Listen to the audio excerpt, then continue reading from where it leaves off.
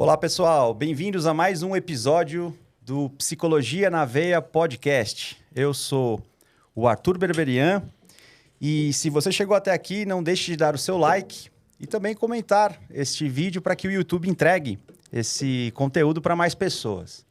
Bom, vocês sabem, esse é um canal que busca refletir sobre a natureza humana, então a gente conversa com pesquisadores, pensadores, especialistas na área do comportamento humano. E hoje temos aqui um convidado muito especial, que tem uma experiência clínica e de pesquisa com Mindfulness, que é uma técnica que eu me lembro quando eu ouvi pela primeira vez. Eu estava num evento lá no Hospital das Clínicas, aqui em São Paulo, no HC, e o pesquisador, não sei se ele era americano, mas ele veio com um turbante assim na cabeça, alguma coisa assim. Não, turbante acho que não, mas alguma coisa que se usa na Índia, assim, que eu não vou saber o que é. Para falar sobre Mindfulness, aquilo chama muito atenção, ele fez de propósito. E então, os resultados que ele apresentou foram muito interessantes e eu, desde então, comecei a namorar essa técnica. E então, nós temos a oportunidade de conversar com essa pessoa que é pioneiro no Brasil, né, para prática de Mindfulness. Ele é psicólogo, colega meu, também tem mestrado em ciência da religião, doutorado em psicologia e viajou bastante aí pelo mundo, estudou na King's College em Londres, né, na Inglaterra, também fez cursos em outros lugares do país. A gente vai bater esse papo aí com ele. Sejam muito bem-vindos, Thiago Taton. Obrigado, querido. Eu te agradeço o convite. Eu não tô de turbante, mas eu tô com a camisa do Super-Homem, pelo menos, né? Então, é assim, né? Mas não foi de propósito, não. Foi porque eu abri a mala ali e falei, vou de Super-Homem hoje, tá tudo bem. Obrigado, querido. Obrigado pelo convite. É um prazer estar aqui com você. E parabéns pelo seu trabalho. Eu sei que é um trabalho que tá no início, né? E eu não tenho dúvida que daqui, já, sei lá, menos de um ano, já vai estar bombando aí. Assisti algumas entrevistas tuas, achei muito maneiro. Então, assim, agora é só seguir nessa toada. Tá muito legal o teu trabalho, parabéns. Obrigado, Thiago. Puxa, uma alegria te receber. Você mora no sul do país, né? Então, conseguir a sua presença física aqui não é fácil, né? Então, demos sorte aí de ter você aqui em São Paulo e organizar esse bate-papo. Olha, vamos então entrar um pouco nesses temas, né, que Beleza. tanto me interessa, né? Você é o terceiro convidado que tem experiência em ciência da religião, né? Uhum. Que é, por coincidência, né, um assunto que para mim também é muito caro. Eu sempre gostei de estudar. Foi a religião que me fez chegar na psicologia. Olha, legal. É bem interessante. Eu vou te entrevistar então, porque eu sempre acho legal isso aí. Isso é bem legal, que eu vou te né? entrevistar. Muito bom, muito bom. E aí, eu costumo, antes de entrar no tema, Thiago, perguntar para a pessoa, né, o colega, como é que ele chegou na psicologia primeiro, né? O que você tinha na cabeça? Você sempre quis ser psicólogo? Você teve não sabia o que fazer e por isso você foi fazer psicologia? Conta só um pouquinho pra gente aí, como é que foi essa trajetória sua aí. Cara, a gente tava conversando mais cedo lá, né? Você vê, né? Filho de um militar, eu comunista, assim, do jeito que eu sou. Assim, na época eu não era ainda, mas filho do Coronel Teito, meu pai, que eu amo muito. Então, criado ali em Vila Militar, tal. Acho que meu pai e um aficionado em tecnologia. Eu adoro computador, tudo. Era moleque, assim, montava e desmontava computador. Eu acho que o coronel achou que eu ia trabalhar com informática, tá ligado? Olha só. Porque eu me amarro em informática, adoro tecnologia. Até hoje, assim, programava até, tudo por conta própria quando era moleque. Mas, assim, eu falei isso até na entrevista que eu dei pro Lutz ontem. Meus pais são bem católicos, assim, sabe? Do interior de São Paulo, que minha mãe é de Pindamonhangaba. Olha. Alô, Pindamonhangaba, um abraço, Pindamonhangaba. Pessoal, porteira, portão, gente fina. Sim, Minha família é de Pinda. Sim. Meu pai é ali da região de Rio Claro também, interior de São Paulo também, mas não é a mesma região de Pinda, né? Não é do Vale do Paraíba. Então, assim, tradicionais, militar, católico e tal. E eu me levava pra igreja católica, pra missa. E eu contei, como eu te falei, contei isso ali no Lutz, de que quando eu era moleque ali, quando o padre mandava esse Eis o Mistério da Fé, era um troço que o moleque ficava assim, caralho, cadê o Mistério da Fé? Abaixa a luz da igreja, toca sininho. Cadê o Mistério da Fé? Então, assim, imagina um moleque viciado em tecnologia, montando PCXT da minha época. Sim. Os computadores antigão com os monitor verde Monitor ainda, verde, programando para MSX Expert em Basic. Prince of Persia. Jogando Prince of Persia, esperando vir o Prince of Persia colorido e tal. Jogando uns joguinhos toscos, assim, uns test drive antigão, tudo quadrado e tal. Monitor CGA. Mas era legal pra caralho. Era legal pra caralho, eu ficava louco. Então, assim, eu tinha ali aquela coisa do moleque viciado em tecnologia ali. E aí o coronel acho que ficava felizão. Falava, pô, esse menino vai um dia descobrir um computador, vai ser o Steve Jobs. Lamento, coronel, não me tornei Steve Jobs, ele veio antes, tá? Só que tinha também essa curiosidade. Eu tinha uma curiosidade com a coisa religiosa. Apesar de não me sentir muito religioso. Tá. Aliás, eu acho que eu nunca me senti muito religioso, assim, me sentir religioso, assim, alguém que tem uma entrega de fé. Nunca tive isso na minha vida. Ou uma identidade espiritual. Algo não, assim, mano, tá? mas eu já incorporei espírito na Umbanda, né? Ah. Eu dei uma entrevista pro Daniel Gontijo falando isso. Tem no YouTube depois, procurem aí. O Daniel até me sacaneou, botou lá ex-médium. Falei, pô... Tá brincando. O Daniel é tudo ex não sei o quê, ex não sei das quantas, ex o canal dele, tudo Ex-médium. ex não sei o quê. Aí, o que aconteceu? Teve essa vida, assim, dessa curiosidade com a coisa do religioso.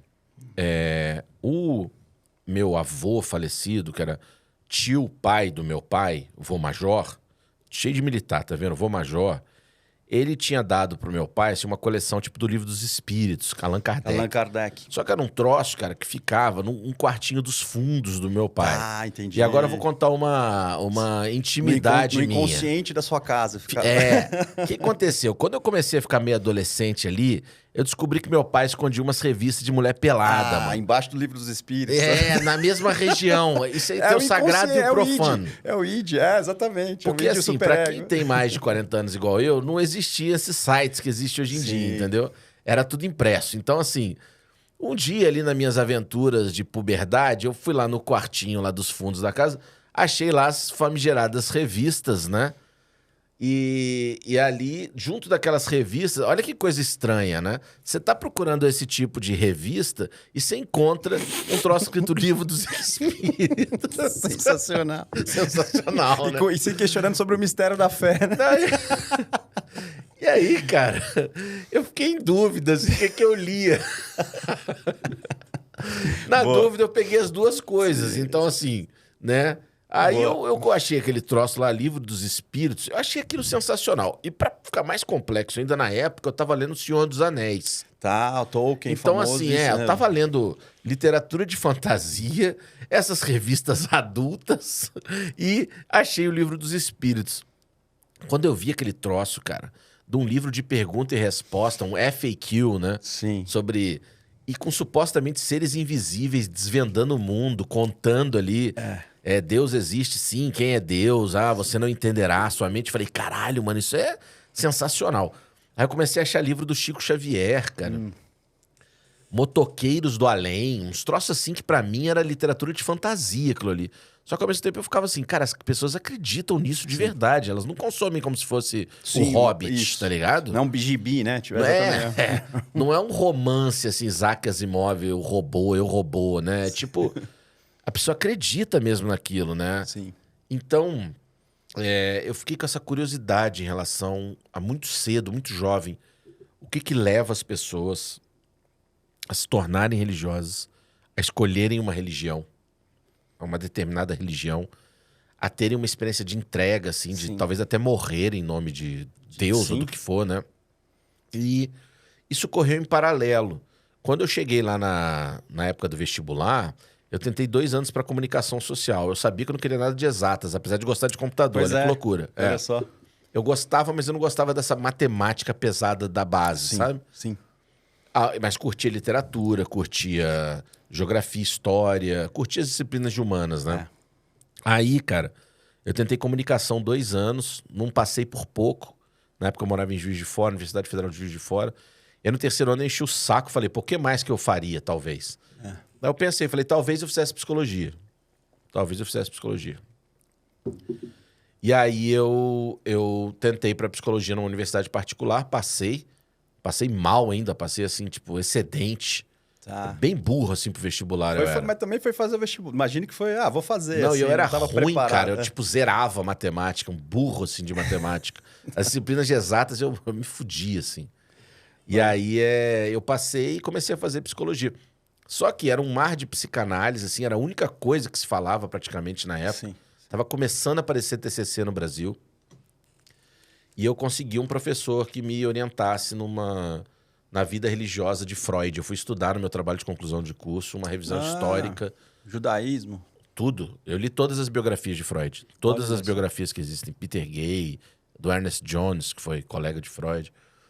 Eu li tudo da vida do Freud, assim. E eu fui estudar as cartas que ele trocou na adolescência com Eduardo Silberstein, com 17, 18 anos. Depois teve um outro cara, me esqueci o nome do outro cara, que ele trocou muita carta, um amigo dele. Daqui a pouco me veio o nome. Para tentar entender essa coisa do porquê que ele rejeitou Deus, porquê que a psicanálise tinha uma solução com a religião meio de trabalhar com a religião como sintoma de doença, ou como infantilidade, aquelas coisas do futuro de uma ilusão. Sim, Deus é um toque mecanismo de tabu. defesa, né? Isso, uma projeção de um pai morto. Que é muito... Na verdade, Freud meio que roubou a filosofia do Ludwig Feuerbach. Teve um filósofo da época dele que já tinha criado essa teoria de maneira relativamente elegante, que era o Feuerbach. Freud foi lá e deu contornos, enfim, da metapsicanálise, metapsicologia. Metapsicologia, isso. É. Então, assim, foi assim, cara, que eu acabei caindo nesse lance, tanto da psicologia quanto da religião. Só que eu tinha, na faculdade, ninguém tinha interesse por isso. Olha. Imagina, eu queria falar sobre religião. Ou as pessoas achavam que eu era muito religioso, muito cristão, que não era o caso. Ou elas falavam assim, por que você está perdendo tempo com isso? Porque todo mundo queria ser clínico, assim. Na faculdade que eu fiz, era uma faculdade particular menor, assim, basicamente, ou você era psicólogo de alguma empresa... RH... ou era, assim, de alguma instituição, escolar, talvez, ou clínico. Ou clínico. Porque era uma faculdade particular concorrente à Universidade Federal de Juiz de Fora, e na Universidade Federal, naturalmente, tinha muita pesquisa. Sim. Era mais, assim, voltada para pesquisa, e a minha era mais voltada para clínica. Como foi durante muito tempo lá no Sul, por exemplo, a relação entre a URGS, eles chamam de URGS, né? Universidade Federal do Rio Grande do Sul, e a PUC, né, do Rio Grande do Sul. Hoje a PUC é muito forte em pesquisa, mas no passado era... Clínica, hoje era muito clínica e tal. Psicanálise também. Então era a mesma coisa lá no micromundo de Juiz de Fora, que é uma cidade menor, né? Era isso que acontecia. Então foi assim, cara, eu caí mais ou menos por acidente. Eu tinha interesse em psicologia, mas mais ou menos por acidente na psicologia. E a religião, a religião já tinha essa curiosidade desde moleque. Sim. Sim. E interessante que você não se sentia religioso e não tinha uma prática religiosa, né? Cara, não. Tinha essa coisa de ir pra igreja, mas eu já ficava puto. Mas é uma coisa meio familiar, mais que a família falava pra fazer. Isso. Então, mas é engraçado, né? Que, na verdade, embora o fenômeno religioso ali tivesse presente, mas você estava realmente como um psicólogo, uma pessoa que está preocupada. Cientista da religião. Já era um moleque meio com uma pegada de cientista da religião. Por que as pessoas se comportam assim Cara, a partir da crença? Quando eu descobri que existia o curso de ciência da religião... imagina. Mano, eu fiquei num tesão com aquilo. Eu falei, caralho, eu quero terminar logo essa porra dessa faculdade de psicologia. Não aguento mais essa merda. Quero terminar logo, porque... Quando eu via disciplinas, tipo, biologia da religião, sociologia da religião, fenomenologia da religião, teologia da religião, tipo, todas as ciências olhando o fenômeno religioso. E, cara, o mestrado e o doutorado em ciências da religião da Universidade Federal do Juiz de Fora, se eu não me engano, na época era o melhor do Brasil e continua sendo. Tem outros aqui em São Paulo. Tem na USP, acho que um grupo. Não, tem um grupo de ciências da religião na USP. Eu acho que agora até um colega que tá lá, me fugiu o nome dele agora, um colega que era do grupo do Wellington Zangari, da psicologia, da religião, e que tá... O Everton Maraldi, eu acho que é o Everton que tá, um colega, tá na ciência da religião. Mas lá na Federal de Juiz de Fora, por ser uma universidade federal e por ser um dos primeiros cursos de ciência da religião no Brasil, eles conseguiram congregar um grupo de professores muito fodas. Que legal. Então eu tive, assim, professores muito fodas, assim, que eles pegaram do sul do país, pegaram da Bahia. Montaram um time sinistro, assim, tipo o Chicago Bulls do Jordan lá, tá ligado? Dream Team, Então que legal, cara. Eu tive ali uma grande experiência com ciência da religião em altíssimo nível com os meus... E meus colegas eram tudo foda, mano.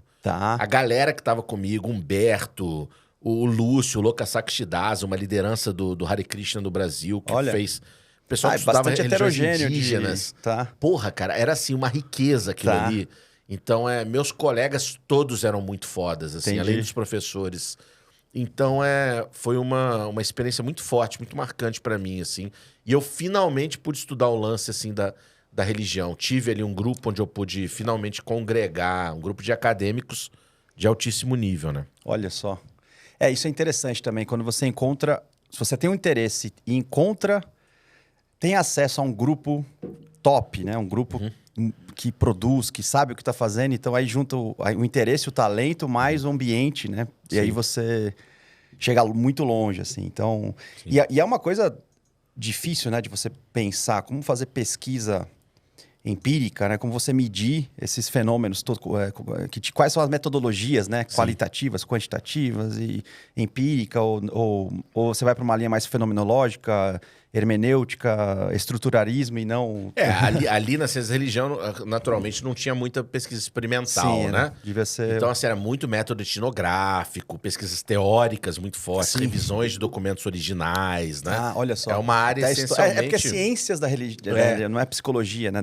É uma área multidisciplinar, Sim, sim.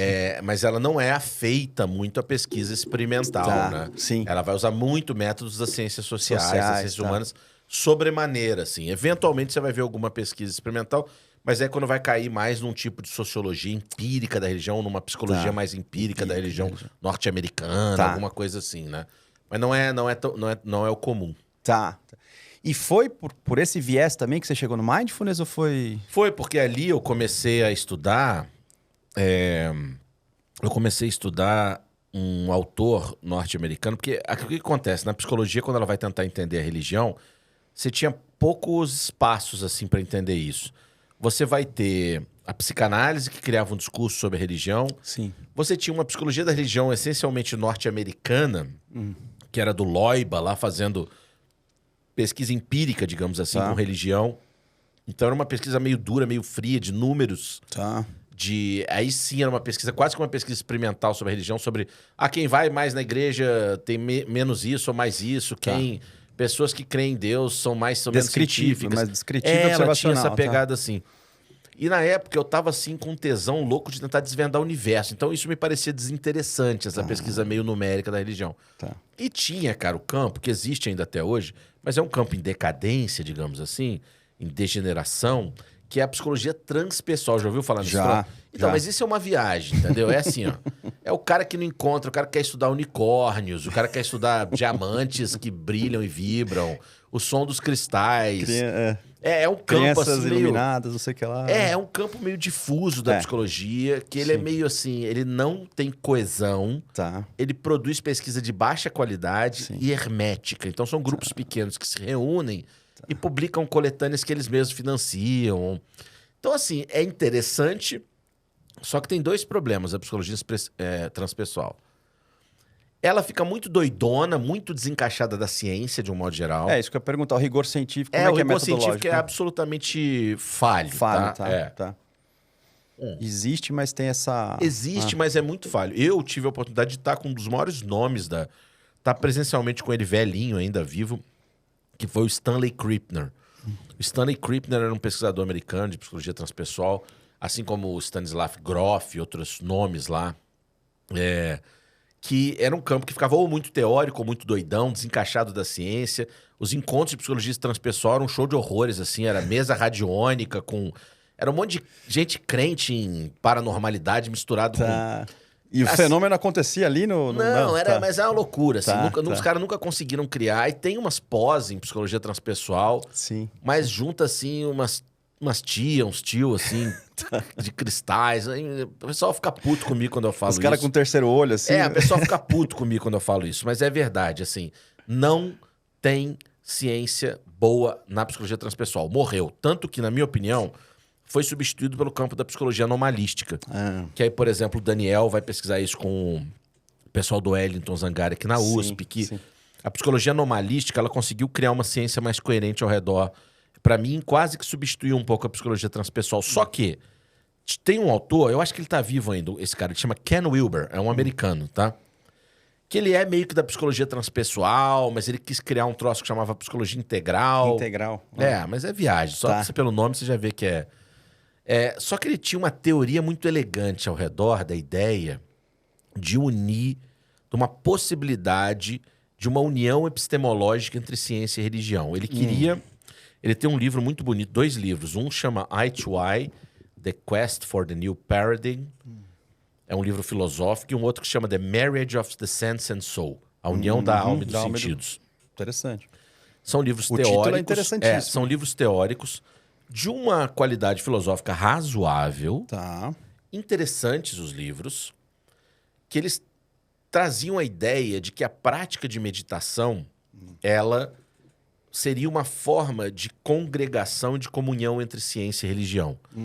Porque ela era uma investigação sistemática dos interiores. A meditação poderia ser vista como... Aqui eu vou falar um troço mais nerd e técnico nesse momento, já aviso. Momento nerd.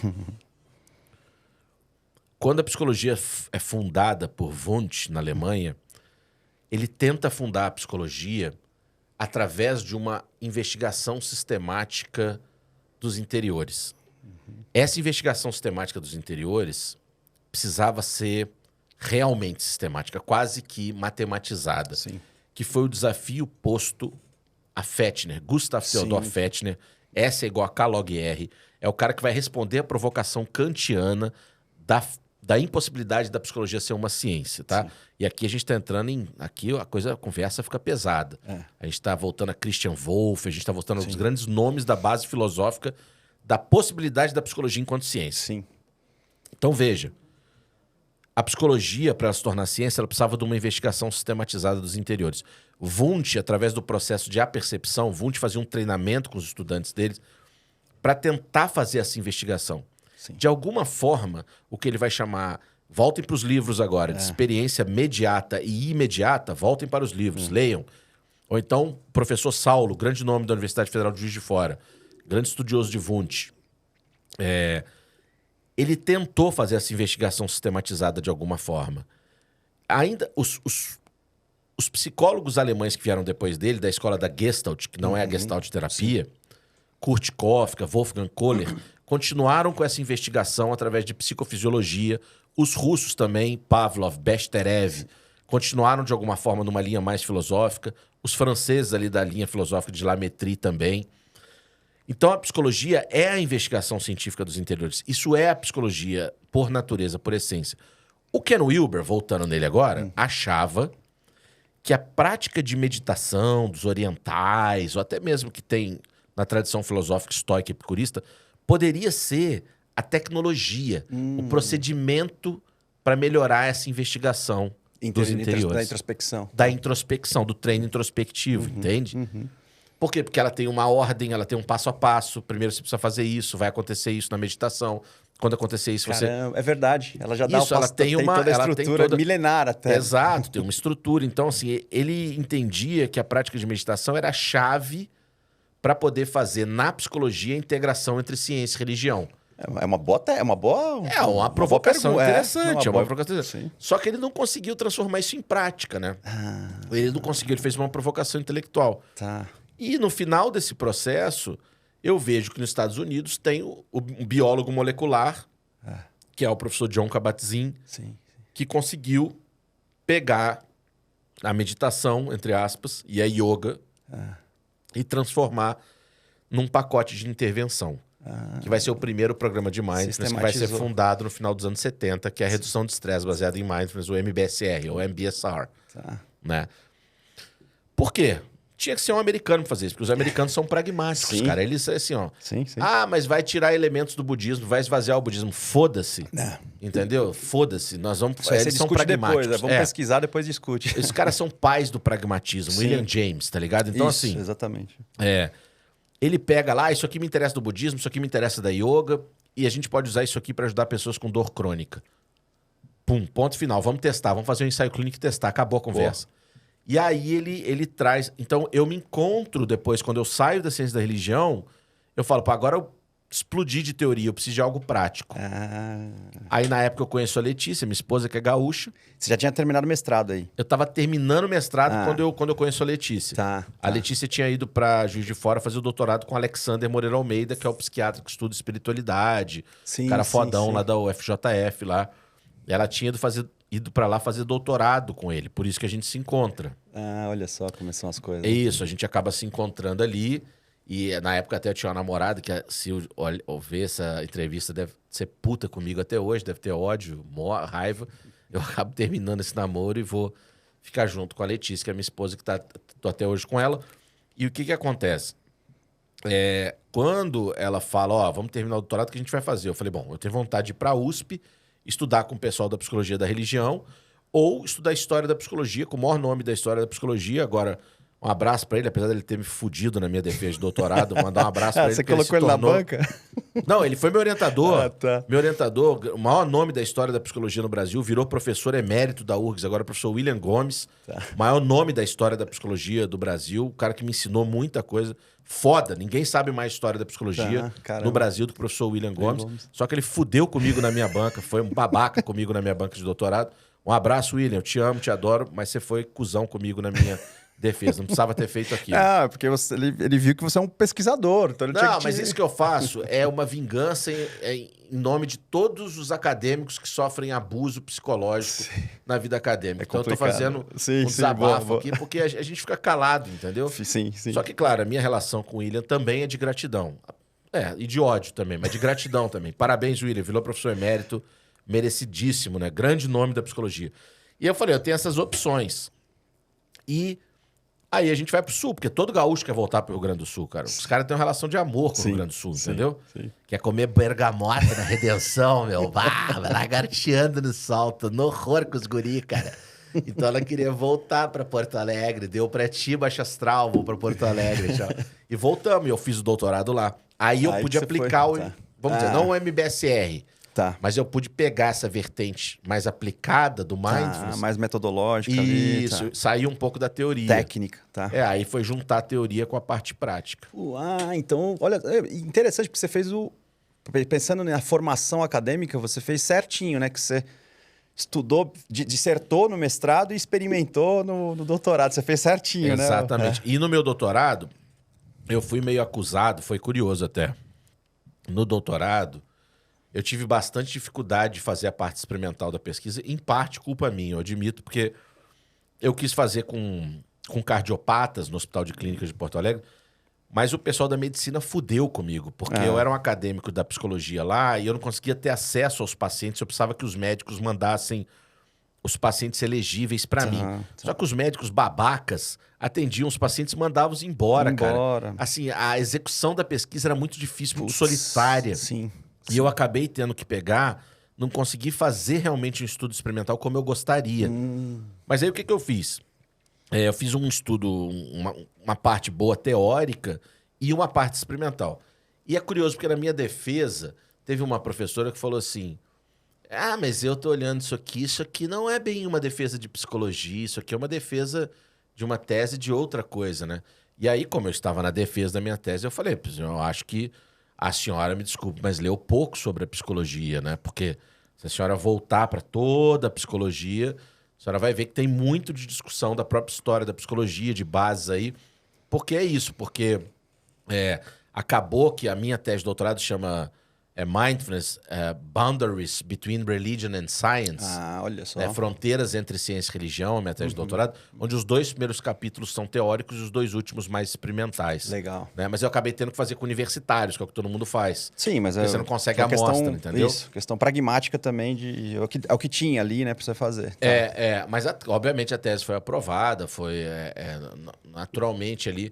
Mas ela foi também... Eu não abandonei essa verve teórica, que eu sou apaixonado, só pelo que você viu de eu falando aqui dos nomes da história da psicologia, porque eu amo história da psicologia, eu adoro. Dá pra ver que tive o grande mestre, o William Gomes, que também me ensinou muito sobre esses nomes aí. Mas eu avancei. Claro, porque tem que lembrar que depois eu fiz o pós-doc ainda. Então, no pós-doc é que foi a grande parte experimental. Olha só. No pós-doc, a gente fez um dos maiores estudos... de ensaio clínico randomizado de mindfulness para pessoas com TAG, com transtorno de ansiedade generalizada. Legal, já. Mérito Aplicação clínica. da psiquiatra, doutora Mariana, né, que foi a líder dessa pesquisa. Ela é meio babaca também, meio pau no cu ela é, mas ela tem mérito. Foi mérito dela ter liderado essa pesquisa, né? Ainda bem que eu não sou famoso, né? Senão os outros iam me processar. E aí você teve... No doutorado você fez um sanduíche ou você foi aqui que você foi rodar dado lá na King's College? Como é que você chegou? Então, no King's College eu fui o seguinte, porque no Brasil não tinha ninguém indo pro exterior direito para aprender com os pica lá, com os caras bons, né? Sim. E eu tinha vontade de ir pra Inglaterra, porque lá tem um dos maiores centros de mindfulness do mundo, que é em Oxford. Sim. É o Oxford Mindfulness Center. E no King's College tinha um laboratório na época, assim, de neurociência e mindfulness. Nossa, isso é legal pra caramba. E aí eu e a Letícia, a gente conseguiu uma bolsa juntos. A Letícia foi fazer um pós-doc em Oxford e eu fui fazer o doutorado de sanduíche em Londres. Só que a gente optou por ficar em Oxford, que fica 2 horas de Londres. Então a gente ficou morando em Oxford. Durante a semana eu fazia parcerias com o centro de Oxford de mindfulness. Tá, que legal. Então, você conseguiu fazer oficialmente meu vínculo foi com o King's College. Mas durante a semana, de quarta a sexta, eu tava lá no Oxford Mindfulness fazendo as masterclasses do Pathway de formação do MBCT. Caraca. Ajudando eles. Eu ficava lá de quarta a sexta colado no centro de mindfulness de Oxford. E nos finais de semana, quando era domingo, eu ia para Londres, ficava domingo, segunda e terça acompanhando minha professora, a doutora Tamara Russell, que é uma neurocientista, que me ensinou tudo que eu sei sobre mindfulness. Ela é minha guru acadêmica, mental do mindfulness. Ela que me ensinou, que é uma neurocientista, que ela é artista marcial ao mesmo tempo. Uau! Cara, ela é uma pica do Kung Fu, ela é foda de... Isso é legal, né? Ela trabalha com armas, né? Então ela é especialista em apresentação com armas, espada, leque. Sim. Com apresentações, campeonatos e professora de Tai Chi também. Ela se formou nas Wudang Mountains da China, mano. Ela foi estudar com os fodas da China lá, Tai Chi Chuan. Então, assim, ela é minha mestra, ela me ensinou tudo. E nós estamos juntos até hoje, eu e minha professora. Que legal. Nós vamos fazer 10 anos de parceria. Sensacional. E é curioso, cara, porque eu briguei com todos os meus orientadores no Brasil, assim. Olha. Bando de babaca.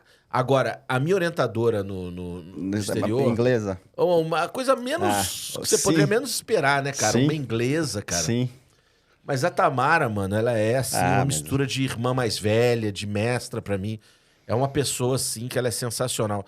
E sabe como é que a gente se encontrou? Assim, eu lembro que ela me aceitou pra estudar. Eu fiquei, puta, fudeu, mano. Eu sou inadequado, eu falo palavrão. Eu sou falastrão, uma inglesa. Segundo dia que eu tava lá com ela... Uma lady, né? Mas ela não tem nada de lady. Segundo dia que a gente tava lá acompanhando ela, numa pesquisa, ela falou, tá, agora nós vamos abrir uma Krabby's. Aí eu falei, tá, o que é isso? Ela é uma cerveja de gengibre, vamos encher o cu de cerveja agora. Aí eu falei, puta, encontrei finalmente minha orientadora, Essa é a orientadora dos sonhos, né? E é uma pessoa assim que ela vive, cara, afastada de Londres, mora dentro de um sítio, tá ligado? A vida dela é mindfulness, interior, tá ligado, mano? Paz interior. Ela vive dentro do mato, assim, com os rolês dela ali, fazendo a vida dela a 2 horas de Londres. Quando precisa ir a Londres, vai e volta. É uma vida dedicada à atenção plena. E aí a gente se encontrou, ela é divertidíssima, ela é uma pessoa alta astral, ela é... Você olha pra ela, cara, você não fala que ela é inglesa. Ela é considerada estranha perto dos ingleses, entendeu? E é por isso que a gente se deu bem. Sim. Mas deixa eu te aproveitar e fazer 2 perguntas sobre essa parte do mindfulness, né? Então, existia inicialmente ainda essa ideia de religião, algo transcendental e ciência material aqui, né? Então, você tinha uma espécie de dualismo aí. Uma via de mão dupla. Eu já vi, eu não sou especialista na área, mas sei lá, tipo Sam Harris ou Susan Blackmore, que já pratica meditação, praticam... não sei o quão ela é avançada em pesquisa nessa... Não sei se ela só pratica ou se ela faz pesquisa também, não saberia dizer. Porque eu não fui muito atrás da carreira dela. Mas eu já vi dizendo sobre que não é necessário para meditar, hoje em dia, nessa época tá claro que não, né? Você você pode ser um monista, né? Você pode ser uma pessoa que não se preocupa com uma transcendência. Você pode meditar por meditar, sem se preocupar em se conectar com algo transcendental, né? Assim, como é que é hoje essa... Claro, eu imagino que tenha pessoas que praticam com essa visão mais dualista e outros não, assim. Acho que a coisa é meio em aberto, mas o que você...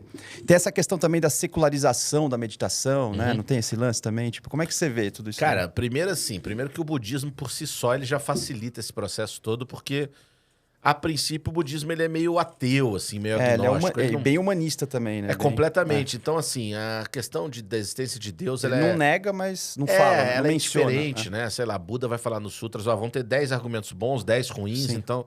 É uma perda de tempo, assim. Sim. Claro, aí o que acontece no budismo é que você vai ter uma metafísica, você vai ter uma soteriologia, você vai ter um estudo da salvação, tá? Sim. Por quê? Porque, enfim, há uma necessidade de uma liberação dos ciclos de renascimentos, enfim. Então não dá pra dizer... Você tem que ter o repouso no ser, né? No ser, no total. É que assim, o budismo, ele dá pra brincar, talvez, que ele fosse um pouco ateu, mas não que ele é irreligioso. Isso. É uma religião, tem metafísica, tem salvação. Tem essência. Na verdade, não tem alma nem espírito, né? O budismo é anatman, né? Sim. Ele é uma reação ao atman hinduísta. Ou seja, não tem nem alma, não tem espírito, não tem Deus, vamos brincar assim. Mas tem uma salvação de um ser. Isso. Né? Uma salvação desse ciclo infinito de renascimentos. Isso. Mas assim, de um modo geral, o budismo já é um pouco mais limpo de algumas dogmatismos e não sei o quê. Ele é mais limpo, ele é mais afeito, tanto que caiu como uma luva no Ocidente a ideia de uma adaptação secular do budismo. E isso vai começar ali na contracultura, os beatniks, Jack Kerouac, aqueles papos, se você ver o Buda na rua, mate ele. Então os europeus e americanos começam a consumir o budismo de uma forma assim, se eu quiser eu levo isso pra dentro da minha piscina, da minha mansão, do jeito que eu quiser, foda-se. Tá, tipo, se apropriando do... eu não quero falar esse papo de renascer no reino dos animais, ou transmigração, ou dos espíritos famintos. Sim. Eu acho muita viagem isso. Mas eu achei maneiro esse lance de atenção plena na respiração que tem no sutra aqui. Então eu vou pegar isso aqui. Esse pedacinho aqui. O americano tá muito ocidental isso, né? Muito utilitarista, né? É tipicamente americano, cara. Mais do que ocidental. Os americanos são os fodas em fazer isso. Eles estão cagando. Tanto que são os próprios americanos que reagem a isso. Então você vai ver, por exemplo, não sei se você sabe que um dos maiores acadêmicos budistas dos Estados Unidos é o pai da Uma Thurman, da Kill Bill. Estou ligado. É o Bob Thurman, o Robert Thurman. Ele é um pica estudante. Né? Atriz então, o pai dela é um cara foda da pesquisador do budismo. Americano. Aí ele critica os próprios americanos. Um americano tem que criticar os próprios americanos porque fala que eles estão... Buddhist hijacking. Eles estão sequestrando a... sequestrando. A ideia original. Tá, eles estão sequestrando a ideia original, entendeu? E estão despedaçando. E esse é um papo que existe no Mindfulness desde o início. Me imagino. Porque o John Kabat-Zinn, cara, ele se meteu numa fria no início lá, quando ele criou o MBSR, em Massachusetts. Tem discussão acadêmica e editorial de revista sobre isso, tá? Tá, que legal. Que é o seguinte, quando ele viu que funcionou o negócio do Mindfulness ali, sem religião, porque o cara fazia um negócio no hospital, né? Só que era assim, tem vídeo dele de terno e gravata sentado num zafu, que é uma almofada de meditação do budismo zen. Tá. Aí você fala, mas que cena maluca, um cara de terno e gravata no budismo. Não. Aí alguém chegava pra ele e falava, tá, mas isso é budismo? Não, não é budismo. Tá, mas não é budismo, mas você tá tocando sininho, você tá sentado... Não, porque é budismo, mas não é. Ele mesmo não definia direito o negócio. Não, é porque é assim, entendeu? Aí no site da Universidade de Massachusetts, tinha umas bizarrices que era assim, a formação em MBSR. Falava assim, isso não tem nada a ver... com o budismo, aí tinha um asterisco, tá? Escrito lá no site. Paraná, isso não tem nada a ver com um asterisco. Aí você ia lá no asterisco, lá embaixo tava falando assim, é muito importante a pessoa nessa formação estudar o Dharma. Aí você fala, peraí, mano, o troço... Não, peraí, o troço falando isso não tem nada a ver com o budismo e no asterisco tá escrito, é muito importante estudar o Dharma? É tipo, é um koan, né? O troço, ele qual é o som de uma palma só? É uma ambiguidade. É uma piada. Mas por quê? Porque os caras se meteram numa fria, eles sabiam disso, né? Tá. Agora o John Kabat-Zinn, ele tá velhinho, agora foda-se. Agora ele tá tipo um monge, ele fala do Tripitaka, ele fala de qualquer conceito budista, impermanência, dukkha. Tá. Agora ele tá cagando agora já, porque ele ficou famoso, milionário, rico, então foda-se. Mas no começo ele tinha esse preciosismo e isso fudeu um pouco com o mindfulness. Por quê? Porque quem ia aprender com esses caras achava que tinha que ser... Porque olha só, Arthur, que loucura que vira a cabeça da pessoa. Eu sou psicólogo, aí eu vou estudar mindfulness. Aí, cara, olha só. Ah, não é budismo. Aí você chega pra estudar com esses caras, aí eles estão tudo sentados em almofada de meditação. Quer Eles dizer, estão falando que vão retiro zen. não, no discurso eu não sou budista, mas na prática Aí, eu foi o que eu encontrei em budista Oxford. like, né? Cara, eu nunca vou me esquecer quando eu entrei Looks no centro de mindfulness de Oxford pela primeira vez. Tá. Tava na Índia. Eu acho que eu fui... Não, Tava eu na fui um dos China. primeiros brasileiros a passar por essa experiência. Tá. Eu falava, puta, mano, bando de inglês. Inglês já tá cagando pra religião. Tanto que a Church of England é tipo um... Sim. É tipo encontrar os amigos no domingo, entendeu? Foda-se Jesus. Os caras tão cagando, entende? Sim, É sim. tipo, nós vamos encontrar nossos amigos, né? Tem muito mais função social do que qualquer óbvio. outra coisa, né? Aí eu falei, bom, vou encontrar esses ingleses aqui. Os caras vão estar tudo em cadeira, com um bloco de anotação. Mano, eu entrei a primeira vez lá, as mulheres tudo sentadas no chão. Muito com mais chale. litúrgico do que a igreja católica, do que a Cara, igreja... com chale, assim, sentado no chão, contando sobre experiências que elas tiveram. Todas frequentavam centros budistas. A minha professora, eu tive uma primeira professora na Argentina, Maria Noel Anchorena, família de milionários lá de Buenos Aires, família Anchorena. Minha primeira professora, quando eu fui, cara, eu atormentei ela. Eu fui na Argentina estudar antes de ir pra Inglaterra. Porque eu não tinha dinheiro pra ir na Inglaterra. Pra Argentina até dava, que é perto Sim, de Porto Alegre, né? É verdade, verdade. Aí, eu perguntava pra ela, tá, mas isso é budismo, isso não é... Ela ficava assim com uma postura de, ai, que guri irritante, sabe? Tipo... Mas não tem resposta, né? mas ela era tipicamente uma professora de budismo, entende? Aquela cara de paisagem, né? Cara, e eu ficava assim, sabe? Eu ficava perdido no meio daquilo tudo. Mas a maioria dos meus colegas estavam comprando aquilo. Tanto que meus colegas, quando voltavam, eles faziam cosplay de monge e de monja, tá ligado? Sem querer, direto ou indiretamente. É que vai sendo influenciado, né? Claro, mano. Você via seus professores fazendo aquilo, cara. Sim. Você vai no laboratório de pesquisa, os caras... Então o pessoal tava contando história, assim, falando as coisas tipo... Quando as nuvens se abrem, o sol aparece. É sério, não é piada isso. Tô rindo, É sério, mas- mano. Isso tinha nas formações de mindfulness do Brasil. Caraca, entendi. Tá ligado? Entendi o problema agora, entendi. Tá ligado? Ou então, assim... É mais sutil. Esse que eu dei um exemplo é mais grave. Tá. É mais nítido. Sim. Era mais sutil, que eram assim... Todos os professores de mindfulness, professores eram... Olá, Arthur, posso te Sim. ajudar, cara? Aquela coisa Posso te ajudar? equilibrada, né? Olha só, na verdade, a gente vai ter um retiro em dezembro e vai ser muito bom se você vier. A gente vai ter alimentações em silêncio e alguns momentos sem o celular pra gente poder cultivar um pouco mais de presença. Então era uma coisa que casava o estereótipo com o jeito Sim. de ser das pessoas. É. E eu sempre me senti um estranho, mano. Eu já fui banca de doutorado de mindfulness e antes de começar a apresentação ela fez uma prática com a gente. Vai a Depois merda, ela mano. foi apresentar. Puta que eu pariu, mano. Mas é isso aí que você tá Não, falando. é porque assim, ó, é que fica um caldo, um retrogosto. Sim. Entendeu? Tem um retrogosto, assim, que parece que precisa ter isso, Isso, entende? Fica exatamente. uma coisa assim de... Fica um cheiro no ar, assim, de que parece que você então... Quando eu fiz o meu Advanced Teacher Training na UCSD, na Universidade de Califórnia em San Diego, eu tive uma crise lá. Teve uma dinâmica que a gente teve que fazer, que era pra você colocar tudo em inglês. Olha que loucura. Eu fui fazer o treinamento avançado, fui um dos primeiros brasileiros a ir fazer um treinamento avançado de instrutor de mindfulness da Universidade da Califórnia, da Escola de Medicina da Universidade da Califórnia, San Diego. San Diego. O treinamento foi em Nova York, tá? Nossa, do outro lado. Mas assim, outra costa, tá? Mas tudo era bem. assim, era numa cidade no estado de Nova York, lá no norte de Nova York, um cozinho de uma cidade chamada Batavia, quase em Niagara Falls, no Canadá. O treinamento foi dentro de um templo zen. Seu laboratório. Porra, um lugar laboratório é o lindo, um templo. templozinho Não, sim, lindo. Sim.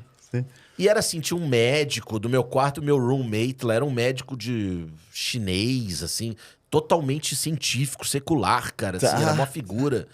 Os outros era assim, e aí teve uma dinâmica que era pra você botar o quantos por cento você era, tipo, professoral, teacher, daddy and mom, quanto que você era papai e mamãe, assim, que você queria cuidar dos outros. Nossa. E tinha Como traços de personalidade, tá? ao ensinar mindfulness. E tinha um lá que o quanto você era clown, que era tipo meio palhação.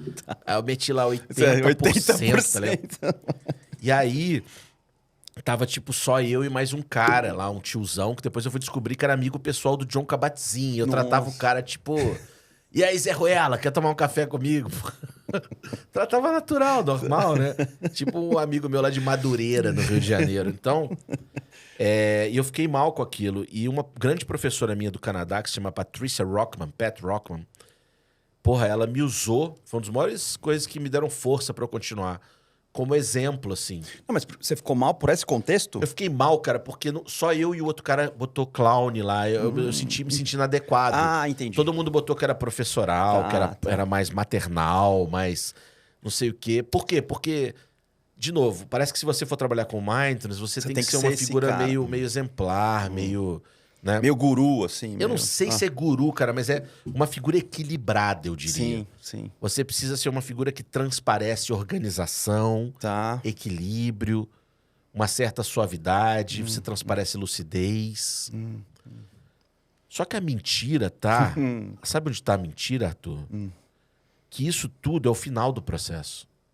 Tá. Nem eu, nem nenhum dos meus colegas, quando a gente começou a ensinar no Brasil há 10 anos atrás, nós era tudo moleque, bicho. Tá. Eu tô com 44 agora. Eles também estão com a minha idade. Sim. Só que todo mundo deixou montar, na minha opinião, um pouco dessa aura, assim, meio... Tá. É difícil de eu colocar em palavras, mas é esse misto, esse combo de equilíbrio com parcimônia. Não oscila muitas emoções. Não fica fazendo piadas fora de hora. Nada que pudesse ser sinal de um desarranjo. Não intestinal, mas de um desarranjo existencial. Boa. E eu nunca fiz questão de esconder isso, que eu sou um desarranjado. De verdade, mas você é de verdade, exatamente. Cara, eu tô tentando ser uma pessoa melhor, assim, de um modo geral, mas eu sou o cara que eventualmente vai peidar na farofa, vai fazer uma merda, tá ligado? Sim. E eu, talvez até o fim dos meus dias. Sim. Você não esconde, não põe uma máscara sobre isso. Mas quando aconteceu isso lá na UCSD, a Pat Rockman, essa minha professora, me usou como exemplo. Ela falou assim, eu acho que o único cara que tá sendo verdadeiro aqui é o Thiago e o outro cara, esqueci o nome dele. Nossa, que Ela legal, falou, hein? Porque eu tô com vocês aqui há 10 dias já e eu não tô vendo ninguém em nenhuma descrição que vocês colocaram. Olha só. Ela falou, só tô vendo ele. Ele parece que respondeu a verdade. Caramba, isso agora, foi legal, hein? Agora a prática é vocês ficarem 40 minutos em silêncio refletindo sobre isso que eu falei agora. Vamos fazer uma prática agora. O nosso drop the pebble, deixar a pedrinha cair dentro de nós, vai ser sobre essa provocação. Claro que eu fiquei meio constrangido, fiquei meio assim, meio, caralho, o que tá acontecendo? Isso é bom, isso é ruim? Será que eu fiz alguma coisa errada? Será que eu tô em inglês? Até processar, exato. Você fica meio assim, será que eu falei alguma merda ou não? Tal. E aquilo ali me deu força, assim, porque eu falei, caralho, eu acho que eu tô conseguindo ser autêntico. Eu acho que eu tô conseguindo ser eu mesmo. Ali você teve o feedback, certo? Eu tive o feedback dessa grande professora minha. Duas professoras foda que eu tive, a Pat Rockman e a Susan Woods também, que é mais na dela, quietinha. Porque assim, Arthur, não é sobre não ser uma pessoa que transparece equilíbrio. É sobre não permitir que os outros te coloquem nesse lugar, sendo que você não é. Entende? Porque às vezes até o teu jeito de ser pode levar os outros a crerem que você é. Vou dar um exemplo. Eu tenho um grande amigo aqui em São Paulo, que ele é amigo meu, e que ele casa com esse estereótipo. Ele é japonês, tá? Magrinho, japonesinho, professor de tai chi. Tá. Ou seja, ele tá pronto já fisicamente para ser o... Sim. E para piorar, o temperamento natural dele já é calado, quieto. Puta, virou Fu Manchu, tá ligado, mano? Automaticamente virou o mestre Yoda, tá ligado? Sim, lógico.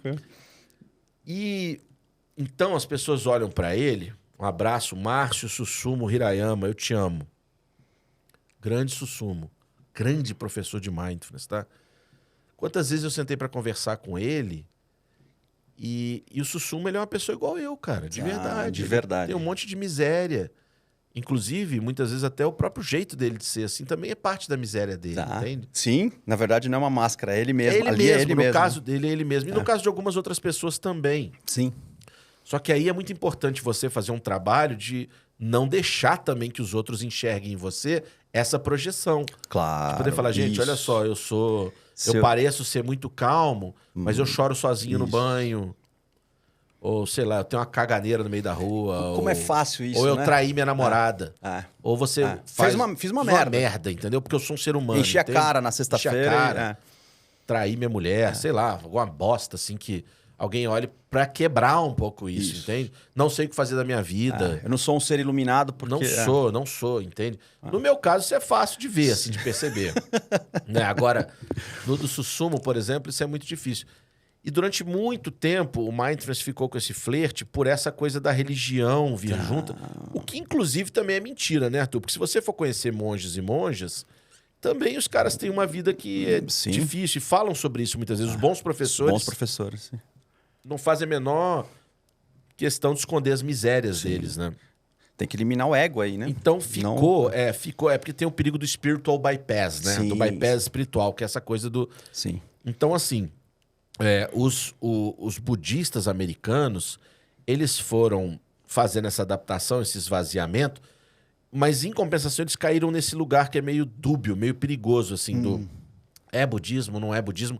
E os programas de mindfulness de 8 semanas, que na verdade pouco tem a ver com psicologia, tem muito mais a ver com medicina. Olha só. Claro, porque eles são programas de intervenção dentro de um recorte epistemológico médico. Médico. Claro, ele é um pacote de intervenção, um programa, 8 semanas, pré e pós-teste, follow-up, acabou. Tá. Ele é um programa, é uma tecnologia. É um ensaio.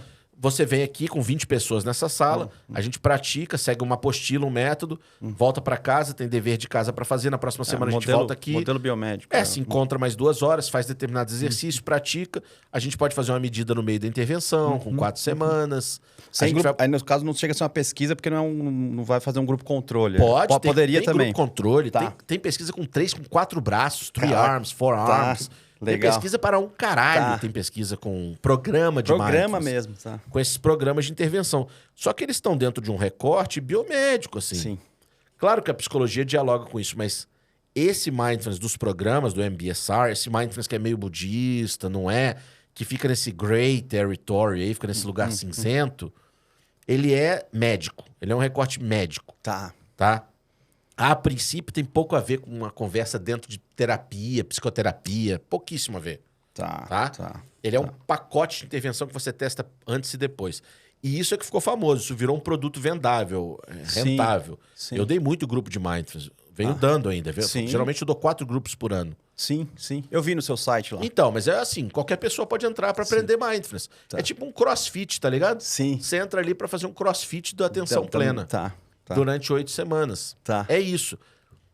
E isso se tornou um produto rentável, se tornou uma intervenção que vem sendo testada para diversas condições clínicas. Sei lá, pacientes com câncer que sentem dor. Sim. Vamos ver se de repente o Mindfulness ajuda uma adaptação um pouquinho do programa a eles passarem melhor o processo todo em relação à dor. Vem sendo testado para diferentes desfechos. Sim. E esse Mindfulness da intervenção, ele tem essa característica essa mistura meio budismo, mas não é budismo, mas... E vive bem com isso, de um modo geral. Ficou. Isso não tem como. Os programas são assim. Você vai encontrar, eu diria assim, ó, se eu tivesse que chutar, 90% dos professores e professoras de Mindfulness com uma tendência a essa aura. Mas assim, olá, tudo bem? Você anda com a mente muito agitada, você não consegue parar de pensar em nada, você conhece o Mindfulness? Vem aprender comigo uma maneira de você manejar pensamentos difíceis e você ter mais qualidade de vida, não sei o quê. Beleza. Entendeu? Virou um well-being product. Sacou? Sim. Tem também muitos professores estão quebrando isso. Que é a coisa de transformar isso em utilitarismo, né? Que é aquela história. O utilitarismo é vamos usar tudo que pudermos para promover o bem-estar e não importa a origem, não importa promover o bem-estar, né? Tipo... É a sociedade do cansaço lá do Byung-Chul Han lá. É a sociedade do cansaço, a performance levada para o bem-estar, entendeu? Isso. Acordo às 5 da manhã, meu. Puta, tomar água de coco, banho frio pra ativar o sistema imunológico. Já corro 10K, faço um Gil. Já depois... Entro na piscina de gelo. Piscina de gelo. Aí, Faço mindfulness meia hora, tá ligado? Porque aí eu boto muito tudo paulista, isso é muito paulista. Boto tudo no telefone, uma tecnologia israelense, que meus amigos ali do Itaim que estão fazendo uma parceria. E a gente você bota as metas ali. E você, entendeu? Virou a performance do bem-estar, assim. É o mindfulness com o 10K, com o tabaco. Depois eu vou para um capitalismo selvagem. Cara, mas é isso, esse mindfulness, ele virou isso. Tanto que os aplicativos descobriram isso. Aí eles botaram o Cauã Raymond para conduzir prática de mindfulness. Cara, essa prática do Cauã Raymond, ela é bizarra, mano. Tá, eu nem vi. É o Cauã Raymond fazendo uma prática de escaneamento corporal. Imagina as meninas, os sentimentos das meninas. Cara, tem assim, ó. Ele fala assim... Tem viés? Tem viés. Cara, ele fala assim, o áudio assim. Olá, eu sou o Cauã e eu quero convidar você para deitar comigo. É assim, literalmente. Dá até vontade de deitar. Agora. Dá até vontade. Nós vamos meditar agora. Tem a Gisele Bündchen, que foi contratada por um outro aplicativo. Por que eu não baixei esse aplicativo ainda? Então, mano, olha só, o que aconteceu? O troço virou uma engronha, tá ligado? E como é que você vai fazer um estudo de evidência de ciência séria no negócio? Até faz, a gente né? faz. A questão toda é a seguinte, tem boa ciência com os pacotes de mindfulness. Talvez o grande problema seja o que a gente quer com isso tudo, tá? Sim. Onde que a gente quer chegar. Onde que a gente quer chegar. Se a gente quer, de fato, fazer com que o mindfulness seja uma coisa interessante, uma intervenção potente, ou que ele entre dentro de mais uma das coisas que vão entrar dentro de uma lógica meio de positividade tóxica, sabe? Das pessoas que vão dar discursos sobre bem-estar, entendeu? Legal isso daí, que em psicometria tem o Samuel Messick, né? Que ele tem um artigo sobre... para além se um teste psicológico tem validade, ele também verifica a validade social, que é, na verdade, o impacto social que aquele teste tem. Por exemplo, né? Eu tenho um teste que avalia QI, tá? Mas quando eu tenho um teste que avalia QI, eu posso socialmente promover um problema, né? Porque eu vou separar quem tem baixo QI alto, claro. E posso alimentar o preconceito. Então, o teste é válido, mas socialmente ele tem um impacto... É um pouco isso, né? Quer dizer, quando você quer chegar com o mindfulness, né? Que impactos isso tem de modo geral, né? Então, é legal fazer essas reflexões, assim. Porque pode cair... Que transcende a própria método ali. Claro, pode cair na vala da positividade tóxica. De mais uma coisa. É o banho de água gelada, mais com o yoga, mais com o Gil e o açaí. E o chaco do... não sei do que. E o mindfulness, entendeu? O ayahuasca depois, né? O cacau, o ritual do cacau com mindfulness, entendeu? E aí, isso fica assim, isso está a serviço de quem? Entende? Uma sociedade do cansaço, de mais algumas pessoas que vão chegar e vão falar assim, ai, que culpa eu sinto porque eu não faço mindfulness. Porque eu escuto isso. Sim. As pessoas falam assim, ó, eu escuto as pessoas falarem isso. A pessoa chega pro outro e fala assim, puta, meu, tô com a minha mente assim, puta, tomada, nossa, o inferno. Aí o outro fala... Bah, você não pratica mindfulness, meu? Tu tem que praticar... Aí o cara Virou que ouviu... conversa de... Não, o cara que viu se sente culpado, porque ele não pratica algo que ele deveria estar praticando, pra ele não ter a mente... poluída e cheia. Aí já virou uma loucura, virou uma métrica de performance, quando, na verdade, aí tá a grande coisa, o mindfulness, ele vem, ou a ideia do mindfulness vem pra ser... uma coisa que para gerar promoção de lucidez. Olha só. E aí, promoção de lucidez... Não necessariamente tem a ver com bem-estar, tem? Não. A princípio, o que a gente pode hipotetizar é que quanto mais lúcido eu tô sobre como eu estou no momento, melhor eu consigo me manejar. Ah, tá. Ou gerar comportamentos, por exemplo, que possam estar mais alinhados com os meus valores. Tá, nesse sentido. Então não é sobre a lucidez, sobre o que acontece comigo. Sim. Como melhor decidir. Talvez. Mas esse melhor decidir tem a ver com a clareza de como estou, como me sinto. Quanto menos lúcido, mais vieses ou Quanto menos internos. lúcido, mais criatividade. Sim, isso. Quanto menos lúcido, você vai ter mais criatividade. Então a ideia é a seguinte, e lucidez, muitas vezes eu vou ter lucidez sobre a minha própria raiva. E isso não é agradável. Isso. Ou lucidez... E o que eu faço com isso? Claro, cara. Porra, o programa de Oxford, por exemplo, que foi um programa originalmente montado para lidar com depressão, é sobre lucidez do quanto os processos da depressão acontecem em mim, comigo, e muitas vezes gerados por mim. Por exemplo, pensamento ruminativo. Então, o paciente deprimido melhora com mindfulness ao entrar em contato com a depressão. Então, a princípio é um paradoxo. Sim. Então, assim, quando eu percebo a minha mente ruminando, porque eu aprendi e treinei perceber a mente ruminando, eu uso uma série de estratégias para não me engajar na ruminação, Tá. mas também para não lutar contra a ruminação. Sim. Entende? É a história de ter uma certa desfusão, pensando em... Claro. mas ao mesmo tempo não fugir, não evitar, né? Não tem evitação Não tem experiencial. Não tem reforço negativo aí, né, que chama. Como não tem evitação experiencial, você tem o contato com o estímulo aversivo, Sim, exposição, mas... exposição, habituação. Esse contato com o estímulo aversivo, no caso do pensamento ruminativo doloroso, que se volta para o passado, ele vem junto com uma intenção que é colocada pelo praticante de aceitação psicológica, de isso é parte da vida. Outras pessoas também sentem isso. É uma merda sentir isso. Dói sentir isso. É horrível sentir isso. Mas isso já está presente. Quando eu me sinto assim, como eu me comporto? Geralmente eu me tranco no meu quarto. Quando eu me tranco no meu quarto, como eu me sinto? Eu me sinto pior ainda. Você está fazendo uma análise em cadeia, uma análise funcional, uma tecnologia comportamental, a gente está falando aqui, tá? Perfeito. Então, tem a ver com essa percepção. E muitas vezes, na percepção, eu vou me engajar com isso aqui ou não. Ou eu vou escolher um outro comportamento, mas não como fuga ou evitação.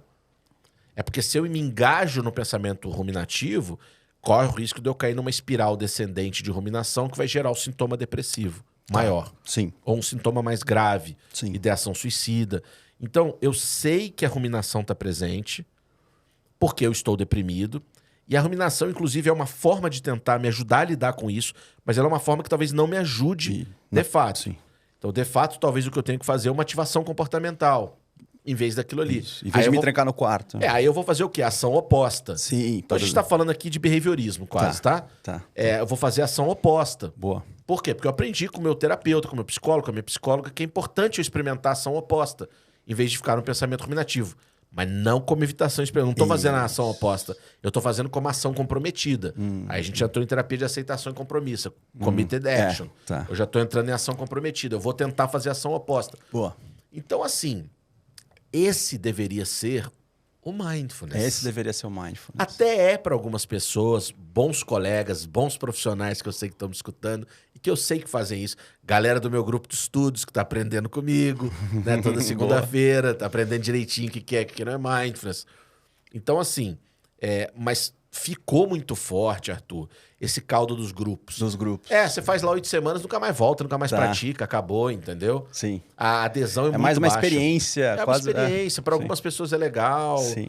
Para outras é uma coisa assim que a pessoa conta depois. Fiz o grupo de Mindfulness, me ajudou um pouco lá. Virou um produto, virou um... Virou. E você falou que tem um mindfulness mais... Não sei se o termo é escrachado. Como é que você faz um mindfulness menos... como é que é o nome que você usa? É um pouco... Não, eu não tenho um nome, mas eu brinco assim, nesse mindfulness meio Shrek, meio ogro, meio... Não há um mindfulness meio... Que é o mindfulness da vida real. O mindfulness Kung Fu Panda. O mindfulness... Boa. Porque eu sou gordinho, eu já aproveito e uso esses elementos aí, cenográficos. Mas assim... Aqui se trata sobre o mindfulness da vida real. Quando eu brinco sobre isso, eu tô querendo dizer o seguinte... Eu faço questão de contar para os meus alunos e alunos sobre as minhas misérias. Porque também, é nesse sentido. Claro, é nesse sentido, porque é a partir delas que eu me movo, que eu me movimento. Buscando aprender com elas, buscando ter comportamentos mais alinhados com os valores que são importantes para mim. Mas não porque é o certo, ou porque Jesus espera isso de mim, ou Buda, ou sei lá quem. Autenticidade, acima de tudo. Eu acho que sim. Autenticidade, inclusive, para a gente poder ter uma troca real sobre quais são as suas misérias, o que você tem conseguido ou não conseguido fazer em relação a isso, sabe? Não significa que você está sendo conivente com elas, mas você tá compartilhando as suas dores ali, né? É nesse sentido, né? Nesse sentido, assim. Então, assim, eu tenho tentado trazer essa perspectiva um pouquinho mais viva, mais orgânica, mais real life. Porque também, Arthur, os protocolos têm que entender que, primeiro, Eles são protocolos americanos, europeus, Sim. que Como precisam é que de funciona? replicabilidade, Como é que mal fun- foram adaptados ao nosso país. Isso. Quando eu fiz o meu doutorado na URGS e eu fui adaptar o protocolo da Inglaterra, o Body Mind Training, que é o protocolo que eu trabalho, eu tive que virar o protocolo de cabeça para baixo. Tem uma situação interessante quando eu estava lá em Nova York, na UCSD, que era pra gente fazer um exercício que se chama Andando na Rua. Olha. Tem um exercício que se faz no MBCT, no programa de Oxford, que se chama Walking Down the Street, andando na rua. O exercício basicamente é assim, ó. Você pede para as pessoas fecharem os olhos e imaginarem que elas estão andando numa rua. Tá. Que elas estão andando numa rua relativamente vazia, tá? Estão andando numa rua relativamente vazia. Eu vou resumir aqui o exercício. E que em algum momento do outro lado da rua vem vindo uma pessoa. Do outro lado da rua vem vindo uma pessoa. Só disso que eu já te descrevi, imagina você contar isso para um grupo de 30 brasileiros numa sala. Ó. Sim. Imagina que você está andando numa rua relativamente deserta Sim. e do outro lado da rua vem vindo uma pessoa. Ô, mano, metade do grupo, pelo menos, vai pensar que vai ser roubado, vai ser estuprado, vai dar alguma merda, porque passou por um assalto em alguma situação no centro da cidade ou algum parente. Só que o exercício é o seguinte, que essa pessoa que tá vindo do outro lado da rua, você olha na direção dela, ela te olha, ela te cumprimenta, tá? E você cumprimenta ela, aliás, e ela não cumprimenta de volta. Tá. E é pra você ver o que você sente. O que você sentiria, tá? O que você sente passar por isso. Porque normalmente os deprimidos, eles vão ruminar, vão falar, eu fiz alguma coisa errada, eu sou uma merda mesmo, essa pessoa não gosta de mim.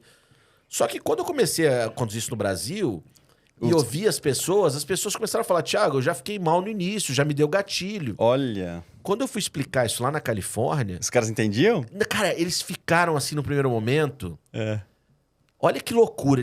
Um americano perguntou assim, o primeiro falou assim, nossa, mas que sem noção. Deu vontade de matar aquele arrombado, cara. Falou, seu arrombado, vai morar na América Latina pra você ver, ô bobão. Sim. Eu fiquei quieto, né? O primeiro falou, nossa, mas que bobagem, não sei o quê. Aí eu fiquei quieto. Aí a segunda pessoa, com mais bom senso, pensou assim, Thiago, mas por que isso? Olha o nível de alienação dos caras que criaram o programa. Aí eu falei, gente, porque onde eu vivo, andar numa rua relativamente deserta com alguém vindo do outro lado, andar na rua de um modo geral, andar na rua de um modo geral é uma experiência perigosa para o brasileiro. Sim. Qualquer rua? Não qualquer rua, mas há muitas ruas que são perigosas, muitos lugares de quase todas as cidades. Sim. Nossa, é assim mesmo? É, gente, é assim. Eu sou o único brasileiro nessa sala, né? É, você e o chinês. Tinha um indiano, eu acho. O resto eram americanos que moram em Vermont, entendeu? Então, assim, aí eu falei que eu ia adaptar o exercício. E eu conduzi ele da maneira que eu conduzo no Brasil. Adaptado. Porque como é que eu conduzo esse exercício no Brasil? Eu falo, vou convidar vocês a fazerem uma prática. Pessoal, gostaria que vocês fechassem os olhos, imaginassem que vocês estão andando em uma rua da sua cidade, do seu bairro, uma rua segura, uma rua tranquila, num domingo de manhã, uma rua talvez próxima a um parque ou uma praça que você costuma frequentar. Não tem perigo. É de dia, é um lugar tranquilo, é um lugar agradável. Bom. Tente trazer à memória essa cena. Tome um tempo para você trazer à memória, você andando. Tem pouco movimento, é uma rua com calçada, uma rua larga com calçada dos dois lados, mas é um lugar pelo qual você gosta de caminhar eventualmente. Imagine que você está num domingo de manhã, de repente indo para uma feira, para um parque agradável. Não tem muito movimento na rua, algumas pessoas aqui a colar, entendeu? Sim. Porque eu preciso fazer isso. Então, assim, esses programas foram exportados, colonizados de lá para cá, nos últimos 10 anos. Adaptação fundamental. Agora, e é super difícil fazer o back translation. Agora a gente está começando a adaptar e descobrir isso tudo. Mas quando você faz isso, geralmente eles rejeitam. Sim, porque não está igual. Sim, porque perdeu o poder de replicabilidade. É que uma vez a gente adaptou um teste de memória semântica, né? E um grupo de semântico era pedras preciosas e a palavra era opala. Só que todo mundo coloca o carro e diamante fora, né? Aí eu sugeri trocar pro rubi. E aí a gente resolveu e os caras ficaram, mas vai trocar e tal. Mas é porque no Brasil o Opala é o carro. Que é o carro, da nossa idade, pelo menos, né? A molecada já de 20 anos não a sabe molecada hoje não sabe o que nem o não sabe nem a pedra preciosa, dependendo, né? Nem o golzinho sabe o que é. Mas isso é muito louco, né? Uma vez eu participei inicialmente de uma pesquisa grande, assim, que estava acompanhando. Tá, até hoje, tem um braço em Porto Alegre, inclusive, acompanhando fatores de estresse no desenvolvimento, né? E verificando quanto esses fatores de estresse vai ter um desfecho de doença mental na adolescência e tal, aquelas coisas. E quando o pessoal levou os dados de fatores de estresse do Brasil para apresentar na Inglaterra, nos Estados Unidos, os caras não entendiam. Por exemplo, a criança não tinha um sapato. Você fala, como assim não tem um sapato? Não tinha sapato para ir para a escola, só tinha, perdeu o tênis. Mas não, pega outro tênis. Assim, o nível dos problemas, né, que população pobre, assim, de interior, né, tal, tem, eles não conseguiam entender que tinha um cara lá, assim, era estressante porque a mãe tinha luz elétrica de um gato, né, que é puxar um fio. Sim. E aí, como é que aí o cara brasileiro falando inglês, como é que ele explicar? Sim, e aí o pessoal falou, mas como assim? Você pega energia do outro pó? Assim, os caras não conseguiam entender. Adaptação intercultural de realidade. Então, assim, isso tudo faz parte da ideia de como levar a coisa do budismo também. Sim. Quando eu fiz, por exemplo, no Hospital de Clínicas ali, parte do meu pós-doc, eu tirei também várias coisas assim um pouco mais budistas do programa, porque tinha, por exemplo, pessoal evangélico. Porque no meu grupo tinha... Pode ter viés, né? Pode atrapalhar, né? Cara, no meu grupo tinha desde, assim, a moça que era doméstica de uma casa, até o cara que vendia coisas na Casas Bahia, até o dono de uma concessionária. Meu grupo do pós-doc, 2 anos rodando o grupo de Mindfulness, teve... de tudo. E eu tinha que tomar muito cuidado com uma série de adaptações de linguagem, sabe? Sim. Para fazer. E a gente conseguiu, até o programa que eu trabalho, deixar ele bem, porque ele é baseado em neurocognição, na verdade. O protocolo que eu trabalho especificamente é um protocolo neurocognitivo de Mindfulness. A gente, aliás, forma pessoas há 10 anos nesse protocolo. Eu ia perguntar mesmo sobre essa... Porque eu vi que você tem umas falas sobre o impacto do Mindfulness no cérebro, tem. Neuroplasticidade. O trabalho da minha professora da Tamara é um trabalho baseado em neurocognição, Mindfulness neurocognitivo. Então, assim, ele também já resolve um pouco os problemas da questão do budismo, de ficar... E tem uma outra coisa, Arthur, que eu acho que eu não falei em nenhum lugar até hoje, assim. Ou talvez eu tenha comentado e não me lembro.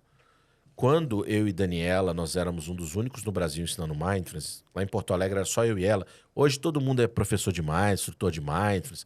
Nós éramos 10 pessoas no Brasil no início, tá? E tem gente antes de mim, o Stephen Little, o professor Paulo Blois, da Unifesp. Tem ali uma geração posterior ao pessoal que ficou mais famosinho. E que é bom sempre dar crédito a eles, né? A professora Elisa Cosassa, com meditação aqui de São Paulo. Mas assim, quando a gente estava lá em Porto Alegre, e o Mindfulness explodiu alguns anos atrás, 4, 5, 6 anos atrás, uma monja chegou a ter que fechar o centro budista dela em Porto Alegre. Tá, que não tinha nenhum vínculo com você. Não, então, porque todo mundo que queria aprender meditação estava indo para os doutores que estudaram no exterior. Entendi. Eu e Daniela queria aprender o Mindfulness. Entendi. Então queria... Quando eu fui visitar a Monge Shin, eu lembro que ela falou, Thiago, eu vou te pedir para pagar a conta de luz aqui do... Caramba. Para me ajudar, porque depois que você e a Daniela começaram a ensinar, uma monja com treinamento de mais de 10 anos no Japão, uma monja fantástica. Sim. E tem outro sentido para ela essa prática. Claro, né? E o mais curioso de tudo é que ela, olha que interessante, ela pediu para fazer formação em Mindfulness com a gente. O que chega a ser ridículo na realidade. Sim, ela que seria a mestra. É óbvio. Mas olha o nível de grandeza dessa pessoa, mano. Sim, e ela fez toda a formação de Mindfulness gratuitamente com a gente, é claro. Sim. Porque para nós era um prazer tê-la ali. Sim. Né? Sim. Ela que ensinava para nós, né? Mas olha o que aconteceu, já que a gente estava falando sobre budismo e ciência. Olha o nível da coisa que aconteceu. Uma monja, que é a pica do negócio, a fodona, teve que fazer o Mindfulness porque as pessoas queriam aprender meditação, queriam aprender comigo, que era e continua sendo um bosta.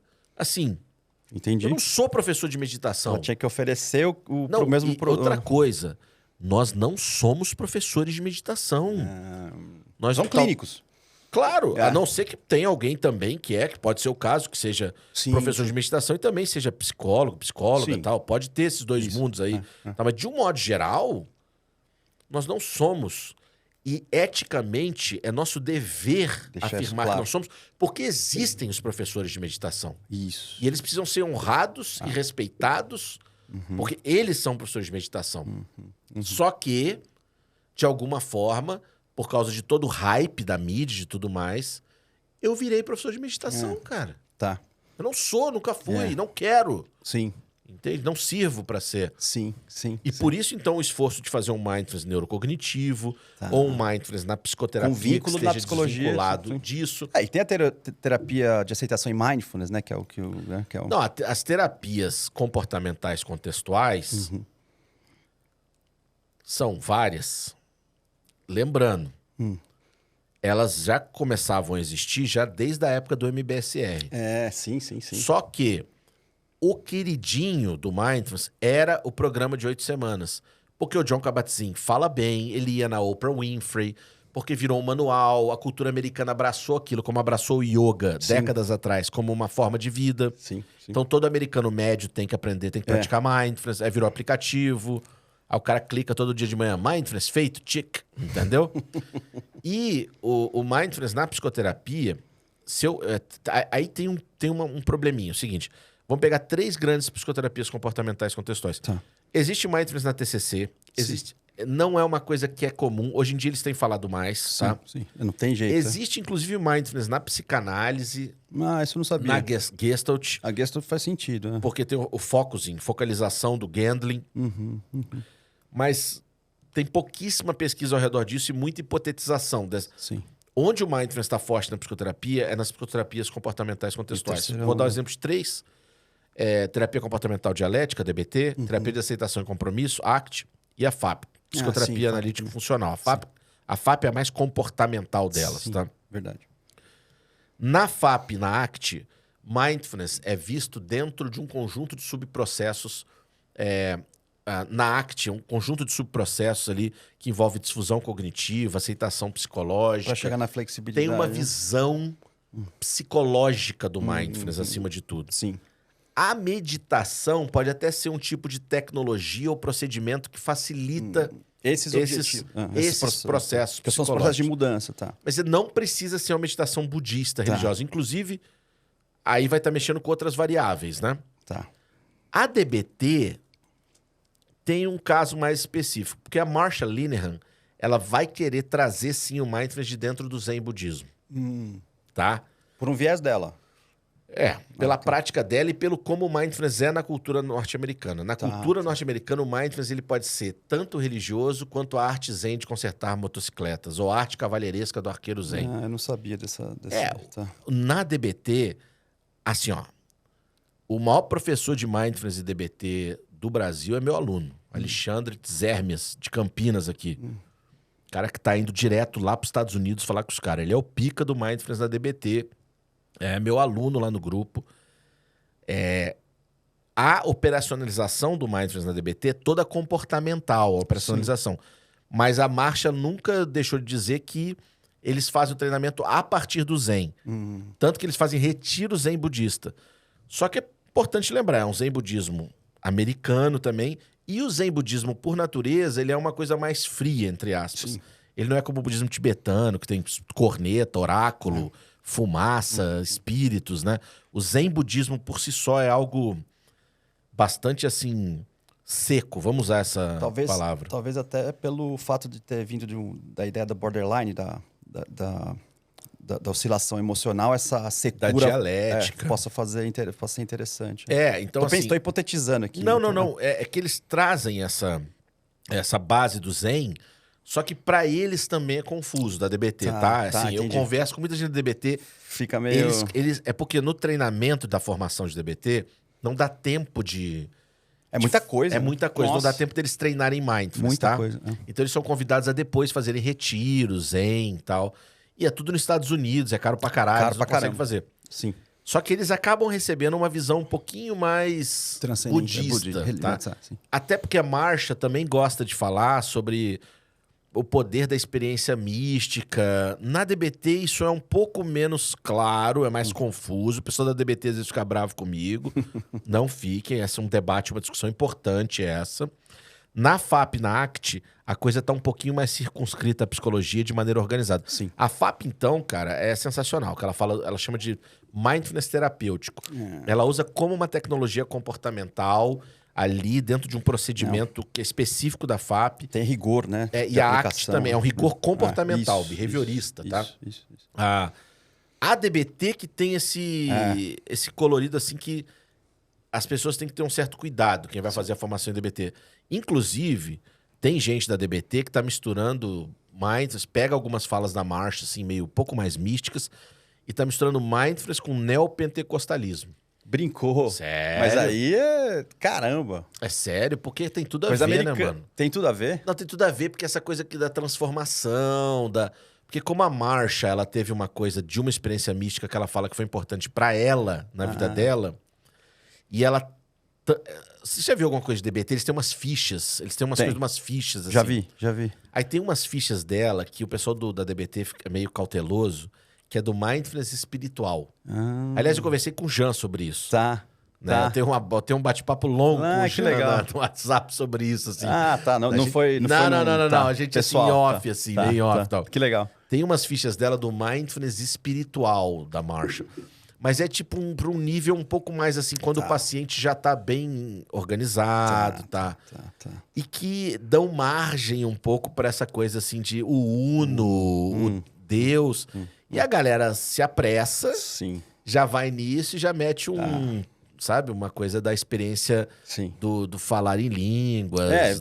Eu fiquei preocupado com isso. Falei, como assim? É que a galera se empolga, cara, porque essas fichas não são escondidas, ocultas, né? Tipo o texto tibetano oculto, assim, achado numa caverna do Tibete. Tá ali nos livros de DBT. Então, assim, das terapias comportamentais contextuais, a única que ainda ficou com esse caldo, assim, essa mistura, é DBT. Não que isso seja um problema, tá? Entendi. Mas é o que eu chamo de território cinzento. Você precisa ter discernimento. E outra coisa, Arthur, no nosso código de ética da psicologia, se você for lá, tá bem claro ali, nítido ali, que profissional de psicologia não pode induzir ou fazer práticas religiosas no consultório. Isso. Então, assim, se você está conduzindo Kundalini Yoga, se você, dependendo da perspectiva, se você está conduzindo isso, né? meditação zen no seu consultório, eu não sei o quanto você está flertando com isso. É diferente de quando o paciente traz questões religiosas, aí é outra coisa. Agora, nós... Não, mas ainda assim você não pode praticar, fazer a prática da energia da Kundalini subir, que seria, né, assim... Você pode discutir esse fator na vida dele, eu pratico meditação dentro de uma tradição religiosa, eventualmente, chama Ananda Marga. Thiago. Ananda Marga. Sim. É uma tradição de meditação religiosa da Índia, antiga. Sim. Nessa tradição, tem alguns momentos que a gente recita mantras, assim, tá? E eles são lindos, né? Guru Brahma, Guru Vishnu, Guru Devo Maheshwara, Guru Deva Parama Brahma, Tasmai Shri Guruve Namah. As divindades aí, Brahma. Cara, gostou? Brahma, Vishnu. Gostou. Então. Trindade, as trindades. Então, olha só. Mas o que acontece? Eu não vou fazer isso no consultório, cara. Vou ligar meu paciente, atenção, agora junto comigo. Seria igual eu o cara vou recitar uns falou Pai Nosso e mandava... Tudo é do Pai, toda honra e tudo. Orar em língua. Eu falo, pô, peraí. Chama Labauí, Malamassacar. Imagina, não dá, mano. Assim, então, assim, você tem que tomar... Vou botar uma música do Krishna Das aqui pra gente ficar escutando enquanto a gente faz a sessão. Jai Siaran, Jai Hanuman...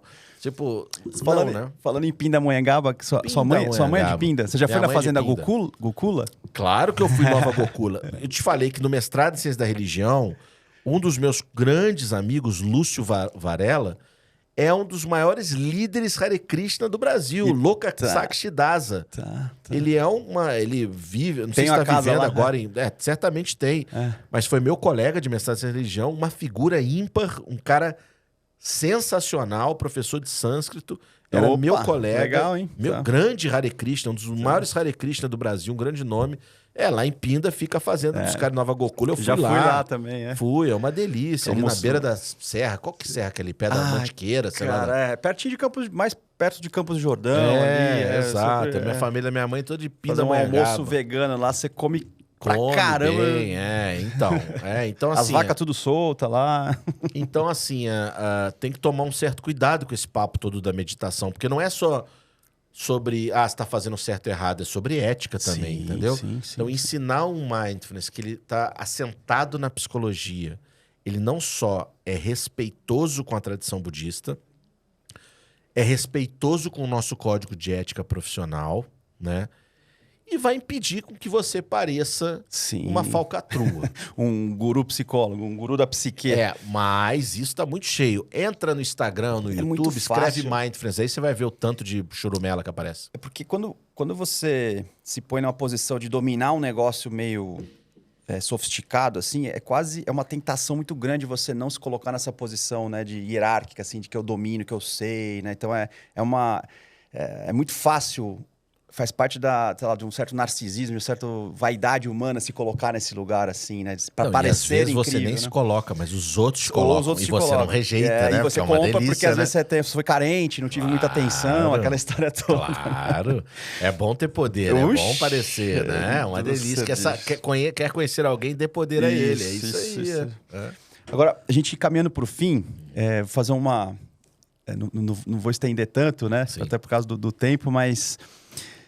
Fazer dar um cavalo de pau aqui e entrar numa outra parte do seu trabalho, que acho que foi uma coisa meio despretensiosa que você acabou fazendo um dia, né? Você me contou que um dia que você acordou, tava meio despretensioso Tava na cama, ali. acabei de acordar, peguei o celular. Viu um vídeo, achou meio esquisito ali, considerando toda a crítica que a gente desenvolve no treinamento de ciência, metodologia científica. Daqui a pouco a gente vê cada coisa, né? Sendo falada, assim, né? Esses dias você compartilhou um vídeo que eu gostei muito de um coach, né? Derrubando tudo. O coach lá. Aí, o coach meio Jesus Cristo. Eu falei que é cosplay de Jesus Cristo no Templo dos Vendilhões. O cara meteu um cosplay de Jesus Cristo. Cara, que absurdo, cara. E aí é muito legal porque quando você faz esses cortes, né? E coloca a sua crítica com humor ao mesmo tempo, né? Uma crítica, mas... Claro que é humor, mas assim, é óbvia a crítica que tem que ser feita ali, né? E isso parece estar dando muito certo, né? Inclusive com falas de psicanalistas, e aí tem essa vibe da psicanálise ser pseudociência. Então, fala um pouquinho pra gente dessa vertente aí nova que você começou a postar aí. Na verdade, Arthur, é assim, ó. Isso começa com uma coisa que sempre foi cara pra mim, que é uma crítica à pseudociência na psicologia, tá? Eu tenho o prazer e o orgulho de ter sido um dos psicólogos que teve no Senado Federal para fazer uma crítica formal a constelações familiares. Tá? Olha, não sabe, que legal. Sim, cara. eu tive. O Daniel teve também. Tava eu, o Daniel e alguns. Que importante. Tiveram outras pessoas ali. Tá? Teve o pessoal do Instituto Questão de Ciência, da Natália Pasternak, a Bibi Bailas, que é uma comunicadora da internet, faz críticas à pseudociência, o colega Matheus, um advogado também, um grupo de pesquisadores, né? A gente fez essa crítica e eu tenho textos meus no portal do Comporte-se, que é um portal do colega do Ezequias, grande colega.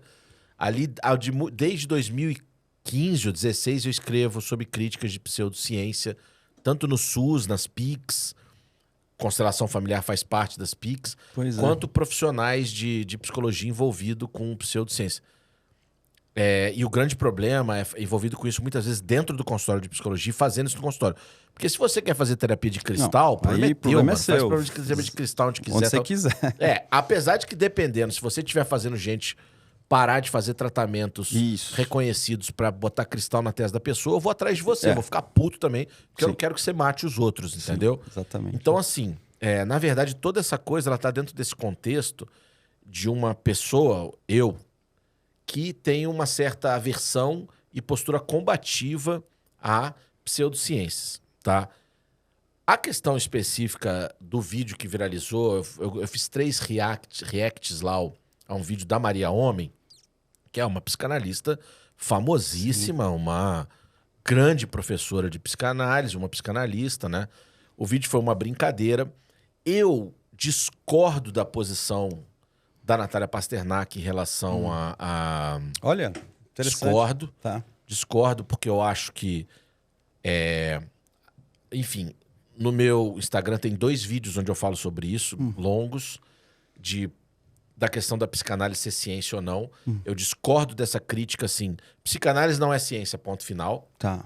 Eu acho que ela não é ciência por muitas vezes, mas existe um lugar, sim, onde é possível fazer ciência com psicanálise. Olha, interessante. Eu acho que a gente precisa ser minimamente elegante e filosoficamente responsável para entender que Boa. é possível ter uma noção de ciência onde a psicanálise possa, sim, ser ciência. Eu não sei se... acho que nem a própria psicanálise se interessa muito nisso, mas... Não. Pode... Mas Pode. é filosofia da ciência, né? Você tem que saber, né? Não, você pode pegar visões ali de Gaston Bachelard e outros críticos do entendimento do discurso científico, onde a psicanálise vai ter uma legitimidade científica, sim. É possível fazer pesquisa com psicanálise. Seria ridículo dizer que não, porque tem uma porrada de pesquisa por aí, algumas de baixa qualidade, outras de qualidade boa, mostrando efeitos de tratamento psicanalítico, mas há um momento ali onde, na minha opinião, a psicanálise perece. Ela não consegue fechar o círculo da pesquisa experimental, na minha opinião. Então, a hora que chegar em estudos sobre mecanismo, casuística, olhar para variáveis afetando umas às outras, vai ser difícil da psicanálise sobreviver enquanto ciência experimental. De novo, não sei nem se ela tem esse interesse. Eu acho que não, mas... Talvez não, porque o interesse dela realmente ela constrói uma outra maneira de pensar, inclusive a própria ciência, tá? Exatamente. E nós podemos conviver com isso. A gente não precisa ficar... Eu acho relativamente infantil essa conversa de é ciência, não é ciência. Eu acho que se você for olhar, você consegue posicionar a psicanálise ali. A questão não é nem essa. A questão é que eu vi o vídeo da Maria Homem, tá? Eu acho que ela é lacaniana. Eu acho que sim também, né? É porque o marido dela era o Calegari, né? Que faleceu e ele era lacaniano. Isso.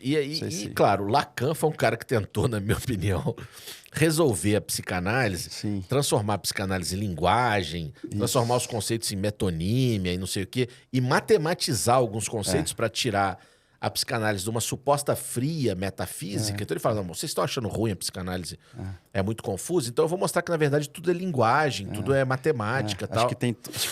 eu não tenho certeza, mas deve ter bebido um pouco em filosofia analítica, talvez. Não, claro. Ali E, de novo, Lacan é um gênio. Não se trata disso. Freud era um gênio, Lacan era um gênio. A Maria Homem é uma gênia. Sim. É gênia que fala mesmo, né? Eu acho que é. Ou ela é um gênio? Agora não sei se tem gênero. Também não sei. Bom, depois corrijam aí nos comentários aí qual que é o certo a fazer. Vou falar que é gênie, mas... pode ser o que for. Não, vamos lá. Ela é um gênio, tá? A Maria Homem. A questão é que eu acho engraçado, muitas vezes, a maneira dos psicanalistas se comunicarem. Isso é fato. Em particular, eu acho engraçado o jeito... Mas eu não quero desrespeitá-la, não quero diminuí-la, não é a minha intenção. Mas é que ela tem um jeito de falar que é assim, tem um vento na voz, tem uma... E a escolha das palavras, ela mete um francês no meio, des emblemons, a bebê... Ela mete um espanhol, E sempre tem uma obra de arte de uma mulher de cabeça para baixo, nua, atrás dela.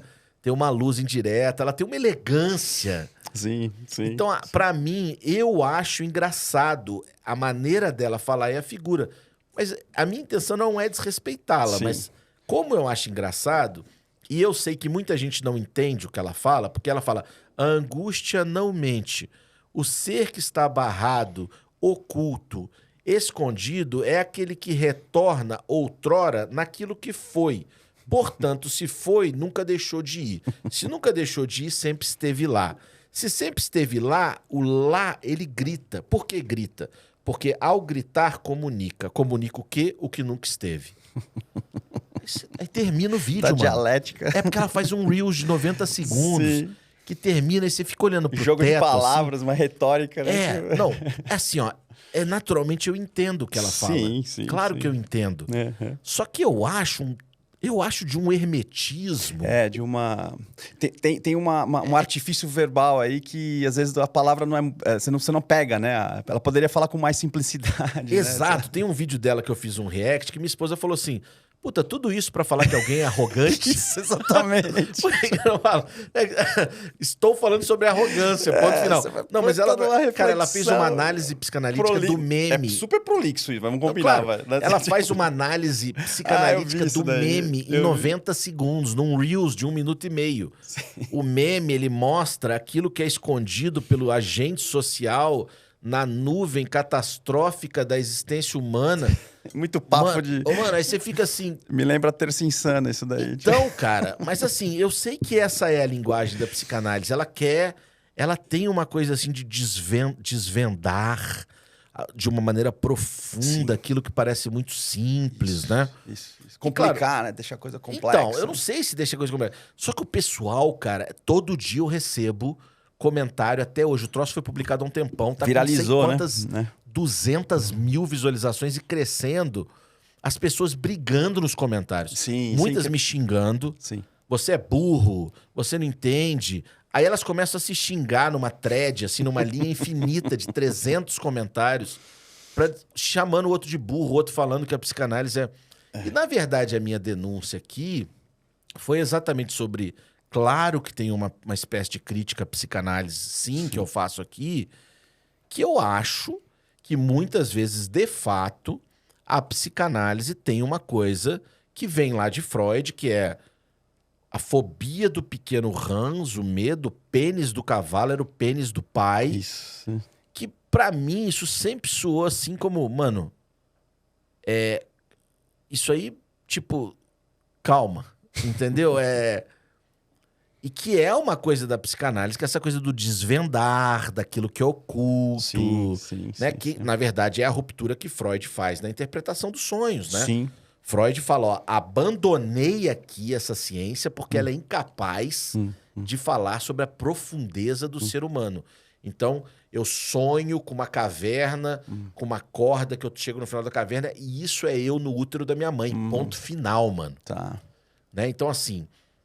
A psicanálise, ela advoga esse entendimento, e não é dela, né? Essa noção de inconsciente estava na Europa da época, em várias filosofias. Muitas vezes eu tenho medo de que esse entendimento psicanalítico, que muitas vezes eu acho poético, artístico, eu acho oracular. Sim. Eu acho oracular. Muitas vezes eu penso no psicanalista como uma figura oracular, uma figura... que ela lê aquele ser ali na relação de inconsciente para inconsciente, seja lá o que isso signifique, né? São energias etéreas que estão se comunicando aqui entre nossos corpos. E isso está dentro das políticas públicas, isso recebe dinheiro público. O Brasil tem muita influência disso. Tem muita influência, tem muito clubismo na psicanálise. Eu tenho um grande amigo, Emanuel Kanter, psiquiatra, que falava comigo assim, e eu brigava com ele. Emanuel, um abraço. Tiago, é uma seita. Eu já fiz parte desses grupos de psicanalistas de Porto Alegre, cara. Eu tô te falando, é uma seita. E eu falava, não, mano, é um exagero seu. Aí agora ele tá jogando na minha cara. E tá vendo? Os psicanalistas tudo te jantando aí no Instagram aí. Porque... E claro, eles ficaram putos com a Natália Pasternak, porém eu acho que a provocação da Natália Pasternak é muito necessária, é muito saudável, entendeu? Não é ciência. Vamos conversar sobre isso. Então. Mostra, entende? Exatamente. Os caras ficaram putos, mano, que ela botou psicanálise junto com o horóscopo, com constelação familiar. Ela também deu uma esculachada. Deu uma esculachada, mas até porque ela não é psicóloga, né? Então, isso é importante, cara. Os caras começaram a falar que ela trabalha pra indústria farmacêutica. Lógico. Pô, que babaquice fazer isso, seus babacas. Parem com isso, cara. Não, essa mulher trabalha por... E eu via, inclusive o Jean conversando com um psicanalista num debate, e eu achei o cara muito fraco, o psicanalista, assim. Sinceramente, me desculpe, todo respeito ao senhor lá, mas assim, essa provocação da Natália Pasternak, ela foi importante. Super. Ela é importante. Só que a psicanálise acusou o golpe, mano. Os psicanalistas ficaram putinhos, cara. Ficaram putinhos do tipo, esses materialistas cartesianos, não sei o quê. Sai dessa, mano. Sai dessa. Aí tem o Ferreira agora, que é da Associação Brasileira de Psicologia Baseada em Evidências, fez lá várias críticas, deu várias porradas. Eu acho isso importante. É importante ter essa... Mas assim, se defenda com elegância. A psicanálise ficou chateadíssima. É só ver essa viralização que teve nos meus vídeos aí com a Maria Homem, do pessoal. Putaço, Arthur. De noite. Aí você caiu na selva viralizou, cai na selva da internet, né? Mas aí, você vê, né? Claro, numa proporção muito menor, né? Mas quando o Eysenck fez a crítica para psicoterapia de modo geral, naquela época, mundialmente falando, o pessoal tratou de fazer a psicoterapia, validar a psicoterapia, né? Então, foi importante. Foi justamente a provocação que fez a psicologia ser ciência, né? Então, quer dizer... Só que aquele lance, né? O próprio, para pensar, né? O Beck, quando foi tentar validar ali o método do sonho, né? Ele já testou e achou uma outra coisa, né? Então, esse que é o problema. O quanto que a psicanálise estaria aberta para poder testar alguns princípios e abandonar alguns do ponto de vista científico, né? E isso não sei se eles estão preparados para... né, cara? A psicanálise, ela vem se mudando desde Freud, né, cara? Muitas escolas, Winnicott. Sim, a psicologia do ego. Sim. Eric Fromm, o Lacan. Sim. Hoje tem um Gabbard Glynn, o Gabbard Glynn, Glenn ou Glynn, se eu não me... acho que é Glenn.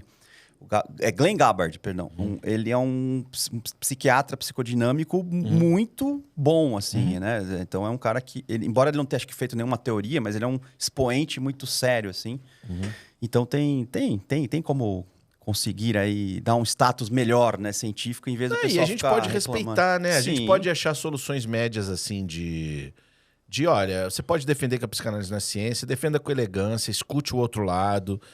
O outro lado vai ter, sim, bons e maus argumentos e vice-versa. Eu acho que, para mim, é sinal de maturidade. Assim, a psicologia é uma ciência muito plástica, muito nova. E a natureza humana é super complexa, né? Claro. Ninguém tem a resposta para tudo, né? Então, muito legal. Tiago, olha, prazer enorme conversar com você, porque... É isso aí, você é uma enciclopédia aí, né? De história. Obrigado, cara. Um repertório enorme aí de conhecimento. É muito legal estudar a história da psicologia, né? Porque a gente vê o início de um pensamento e como é que ele vem desenvolvendo. Isso dá uma organização mental, né? Para você se posicionar. É uma pena, né? Que às vezes a gente não tem esse incentivo tão grande na própria formação. Outra vez que eu venho em São Paulo, a gente faz um só sobre história da psicologia. Só sobre história. Só história da psicologia. Puxa, isso é muito legal. E muito obrigado. Última pergunta. Você acredita em alguma coisa espiritual ou não? Como é que é? Ou você não prefere não falar? Não, eu assim... Eu acredita em Deus, alguma coisa assim? Deus, eu acho que não. Tá, uma divindade, não. Não. O que eu acredito um pouco, assim, que possa haver reencarnação, mas mais numa perspectiva que eu acho que é desconhecida para a grande maioria de nós, assim, de um modo... que é numa perspectiva budista, que é a perspectiva de renascimento. Sim. E não de reencarnação, porque eu também não acredito em alma ou espírito. Então, no budismo... Mas acredita no ser, na essência do ser. O ser eu acredito que possa ter um retorno, assim, alguma coisa. De novo, é uma crença, né? Ela pode ser completamente equivocada. Mas é uma coisa que, pra mim, assim, é uma coisa que eu acho legal. Faz um sentido. Faz um sentido. Que faz sentido. É o que é interessante pra mim.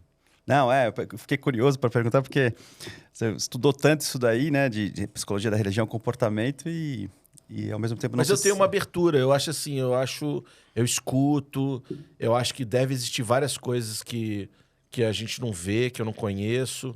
Pode ser que Deus exista também. Eu tô completamente, assim, aberto. Assim, eu fico maravilhado, na verdade, com essas possibilidades. Para mim é legal. Essa é a postura boa, que eu também julgo boa, que é essa da abertura de espectador, de estar de prontidão e em expectativa, né? E preparado, né? Para o que deve... Para tentar estar preparada. Né?